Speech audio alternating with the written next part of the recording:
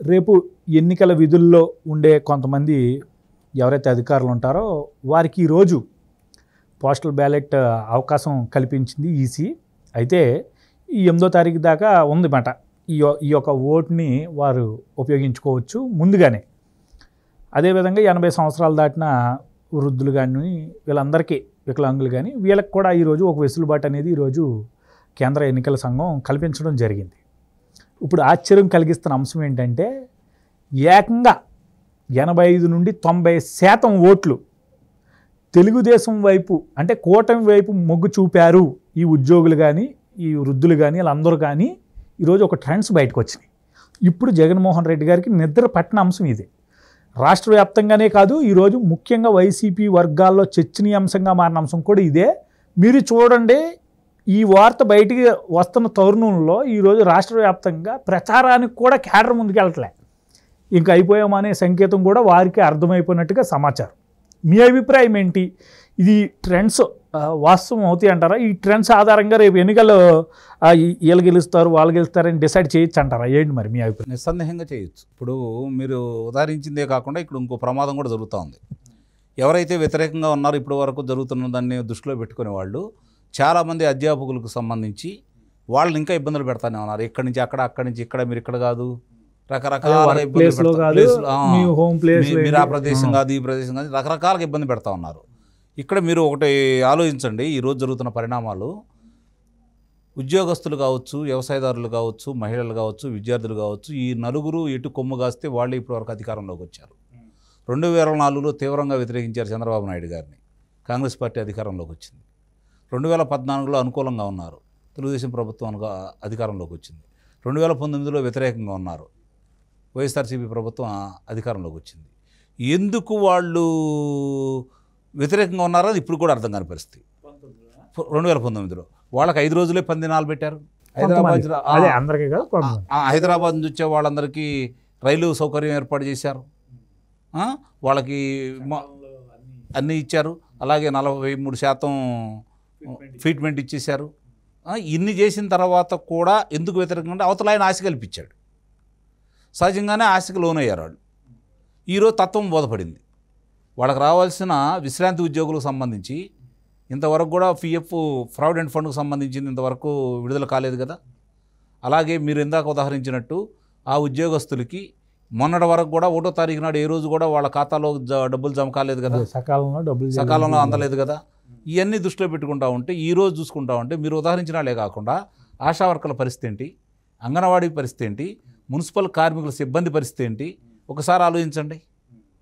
ఈరోజు వాళ్ళందరూ బజార్కి వచ్చి నీకు వ్యతిరేకంగా పోరాడుతూనే ఉన్నారు కదా, అధ్యాపకులు పోరాడుతూనే ఉన్నారు కదా, ఉద్యోగస్తులు పోరాడుతూనే ఉన్నారు కదా. ఇంతమంది నీకు వ్యతిరేకంగా వీటన్నిటికంటే కూడా చాలామందికి అర్థం కాదు ఇప్పుడు దాకా రక్షక భటులు చాలామంది కూడా ఇంకా వాళ్ళకల్లే ఉండాలని భావిస్తున్నారు. 100కి 90 మంది ఈరోజు వ్యతిరేకిస్తున్నారు. పై అధికారులు, ఆ పై అధికారులు లాంటి వాళ్ళు తప్ప డిఎస్పీ ర్యాంకు కింద ఉన్న చాలామంది కూడా కొంతమంది కులాభిమానంతో, కొంతమంది మతాభిమానంతో, ఇంకా కొంతమంది ఉండా కూడా 90% మంది వ్యతిరేకిస్తూ ఉన్నారు. నేను ప్రత్యక్షంగా చూశాను. వాళ్ళు నాతోటి మాట్లాడారు. నేను చాలామంది మామూలుగా మమ్మల్ని ఆపినప్పుడు కానీ లేకపోతే ఏదైనా సభలో సమావేశాలకు వెళ్ళినప్పుడు వాళ్ళతో మాట్లాడుతుంటే ఎప్పుడు పోయింది దరిద్రం అని చెప్పిన వాళ్ళు మాట్లాడుతూ ఉన్నారు. ఈరోజు వాళ్ళకి ఇస్తాన రైతులు లేకుండా చేశాడు కదా, సరెండర్ లీవ్కి డబ్బులు ఇవ్వట్లేదు కదా ఈరోజు కూడా. ఇవన్నీ కూడా వాళ్ళందరికీ క్షుణ్ణంగా అర్థమైపోతూ ఉంది. ఇక ఆశా వర్కర్లు అయితే, అంగన్వాడీ వాళ్ళు అయితే ఈరోజు ప్రజలతోటి ముఖ్యంగా మహిళా తల్లులతోటి మమేకమయ్యేది వాళ్ళు ఒక్కొక్క వ్యక్తి కనీసం 10 మందిని మార్చగలరు. 10 మందిని మారిస్తే 1,00,000 మందిలో ఎన్ని ఓట్లు తేడా వస్తాయి చెప్పండి.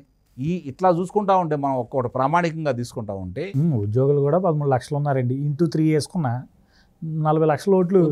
పోయినసారి 90% వేశారు వాళ్ళకి. 50-50 వేసుకోండి, ఎక్కువ కూడా వద్దు, 50-50 వేసుకోండి. అందుట్లో మార్పులు 6,50,000 వచ్చినట్టే కదా. వీళ్ళు 10 లక్షల మంది వచ్చేస్తున్నారు కదా. 10 లక్షలు అంటూ 10 లక్షలు తేడా వస్తే ఎంత అవుతుంది? 20 లక్షల ఓట్లు తేడా వచ్చినట్టే కదా. వీటన్నిటికంటే కూడా ఈరోజు బయట నుంచి రమారమి 65 లక్షల మంది ఈరోజు ఆంధ్ర రాష్ట్రానికి వచ్చి ఓట్లు అయిపోతున్నారు. అందుట్లో 50 లక్షల మంది తెలుగుదేశం పార్టీ కూటమి చేయాలని నిర్ణయానికి వచ్చారు. ఇంకా ఎక్కువ మంది అంటున్నారు, అంతవరకే లెక్కేసుకోండి. పరిస్థితి ఒకసారి అవగాహన చేసుకోండి. ఈరోజు పరిస్థితి ఎలా ఉంది? ప్రజాభిప్రాయం ప్రకారం కనుక ఈరోజు చూసుకుంటే నాకున్న సమాచారం నాకు ఇస్తున్నటువంటి సమాచారం ప్రకారం, నాకు చెప్పేవాళ్ళు చెప్పేదాని ప్రకారం, నాతోటి రోజు మాట్లాడే వాళ్ళందరూ చూసుకుంటా ఉంటే ఈ రోజుకి సుమారు 62% పైమాట కూటమికి మొగ్గు చూపుతుంది. 100లో 62% పైమాట. పోయినసారి 51% వస్తే 151 స్థానాలు వచ్చినాయి ఆయనకి. అంటే 151 మంది వస్తే జగన్ ఇచ్చారు. ఈరోజు 62% మంది కూటమికి ఉంటే ఎన్ని స్థానాలు వస్తాయో మీరే మీ ఊహకి వదిలేస్తున్నా నేను. పరిస్థితి ఈరోజు అలా ఉంది. చాలామంది అంటున్నారు వాళ్ళకి బటన్ నొక్కి డబ్బులు వేస్తున్నాడు, ఇంటింటికి తీసుకెళ్ళి పింఛన్ ఇచ్చేస్తున్నారు, ఇంటింటికి రేషన్లు పంపిస్తున్నారు, వాళ్ళకేమీ నొప్పి తగులుతుంది అని చెప్పని. ఈరోజు చంద్రబాబు నాయుడు గారు చెప్పేదాని ప్రకారం చూసుకున్నా వాళ్ళకి ఏమేమి నష్టం జరుగుతున్నాయి ఈరోజు వాళ్ళే ప్రశ్నించుకుంటా ఉన్నారు. వాళ్ళు తిరిగి మాట్లాడుతూ ఉన్నారు. చంద్రబాబు నాయుడు గారి మీద నమ్మకం వాళ్ళకు ఉంది. 3,000 ఇస్తానని చెప్పని నీకు 5 సంవత్సరాలు పట్టింది 3,000 వేయటానికి. అమ్మఒడి పథకం ఇస్తానన్నావు, 4 విడతలని ఇచ్చావు, 5వ విడత ఎగ్గొట్టావు. ఇవాళ గుర్తుండవా? అలాగే వీళ్ళకి ఇంటి సరుకుల గురించి మాట్లాడుకుంటున్నారు. ఈరోజు పింఛన్దారులు ఉన్నారండి, ఉదాహరణ చెబుతాను నేను. పింఛన్దారులు ఉన్నారు. పింఛన్దారులను లెక్కేసుకుంటా ఉంటే ఈరోజు వాళ్ళు ఒక నెలలో తీసుకోలేదు, మీ దగ్గరకు వచ్చారు మీ తల్లిదండ్రులు, అందులో ఒకరికి కాదు వచ్చేది, మీ దగ్గరకు వచ్చారు, అనుకోని పరిస్థితుల్లో ఇక్కడ ఉండిపోయారు.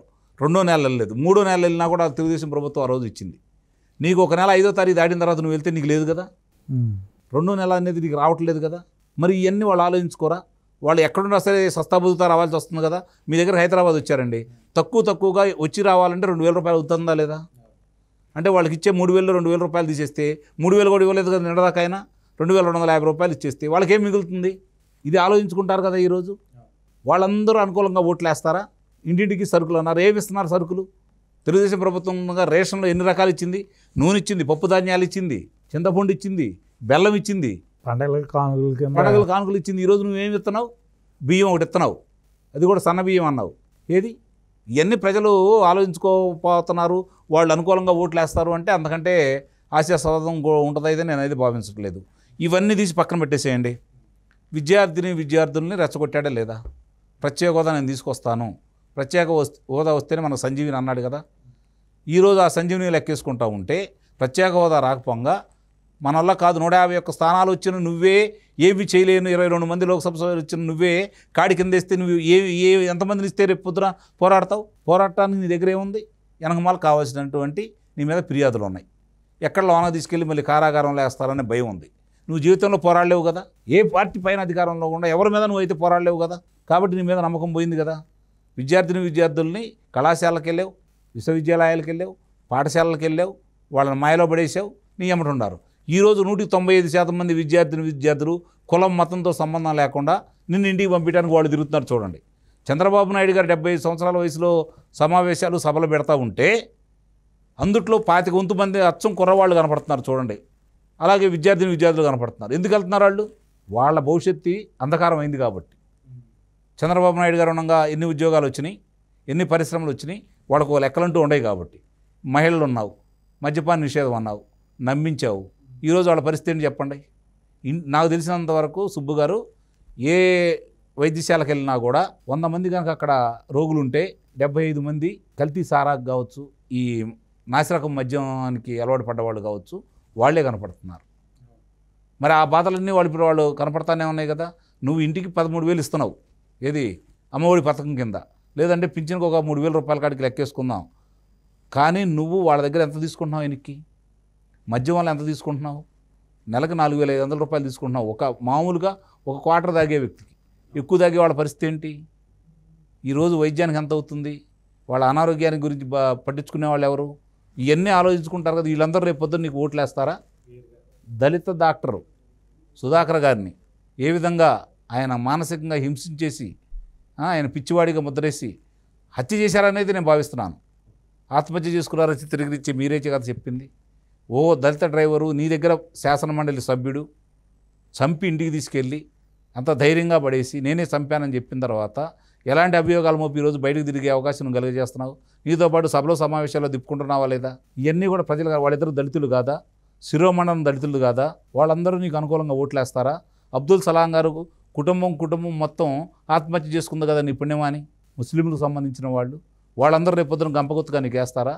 ఓ అమర్నాథ్ గౌడ్ మా అక్కయ్యని ఎందుకు వేధిస్తున్నారన్నందుకు నోట్లో గుడ్డలు గుక్కి చేతులు కట్టేసి అతను పెట్రోల్ పోసి దహనం చేశారు కదా. అంటే వాళ్ళందరూ రేపొద్దున ఎన్ని మర్చిపోయి నీకు ఓట్లేస్తారా? ఓ చంద్రయ్య యాదవ్ అని నడిబజారులో గొంతు కోసి చంపారు కదా, జై జగన్ అంటే జై చంద్రబాబు అన్నాడని. అంటే వాళ్ళందరూ మర్చిపోయే పొద్దు నీకు ఓట్లేస్తారా? ఇవన్నీ కూడా జనం ఆలోచించుకుంటారు. ఇవన్నీ ఏమీ మర్చిపోరు. మనం చేసిన మంచి మన వెనకమాల ఉంటుంది. ఏదో ఆశపడ్డారు ఆ రోజు. ఎంత చేసినా చంద్రబాబు నాయుడు గారు యువకుడు ఇంకేదో చేస్తారని భ్రమలోకి వెళ్ళారు. నవరత్నాలు నమ్మారు. ఈరోజు పరిస్థితి లేదు. ఒకసారి ఆలోచించుకుంటారు. ఈరోజు వ్యవసాయదారుడు ఉన్నాడు, పరిస్థితి ఏంటండి? వ్యవసాయదారుడి పరిస్థితి ఏంటి? ఒకసారి విశ్లేషణ చేసుకోండి. ఆ రోజు చంద్రబాబు నాయుడు గారు రైతు కౌలుకి డబ్బులు ఇచ్చాడు, వీళ్ళకి డబ్బులు ఇచ్చేశాడు. ఇంకోటి, పంటలు ఏదన్నా ఇబ్బందికరంగా ఉంటే, ధరలు లేకపోతే ఆ రోజు మిర్చికి 1500 రూపాయలు అదనంగా చెల్లించి మిర్చి కొన్నాడు ఆయన. అపరాలకు వచ్చేసరికి 300 నుంచి 400 అదనంగా కొనేసి అవి కొనుక్కున్నారా? వరికి 150 రూపాయల కాడికి పెంచి కొన్నాడా? ఈరోజు ఆ లెక్కన వేసుకుంటే ప్రతి రైతుకి 30,000 నుంచి 50,000 రూపాయల ఆదాయం సమకూరింది కదా. ఈరోజు నువ్వు ఎంత ఇస్తున్నావు? 13,500 రూపాయలు ఇస్తున్నావు. అది కూడా నువ్వు ఇచ్చేది 7,500, కేంద్రం ఇచ్చి 6,000. మరి ఇవన్నీ జనానికి లెక్కలు తెలియదా? ఆ రోజు విత్తనాలు సగం ధరకి విత్తనాలు, మంచి విత్తనాలు ఇచ్చారు, భూసార పరీక్షలు చేయించారు, ఎరువుల్లో సబ్సిడీతోటి ఎరువులు అంతా చేశారు. మరి ఈరోజు అవన్నీ లేకుండా అయిపోయినాయి కదా. నీకు వ్యవసాయ పరికరాలు ఇచ్చారా? ఎన్ని ట్రాక్టర్లు ఇచ్చారండి సబ్సిడీ మీద?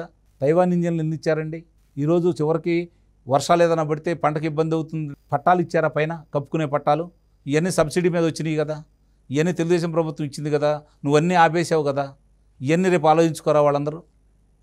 బీసీలకు కావచ్చు, వాళ్ళ వృత్తులకు సంబంధించి ఒక్కోళ్ళకి విద్యుత్ రాయితీలు ఇచ్చారు కదా.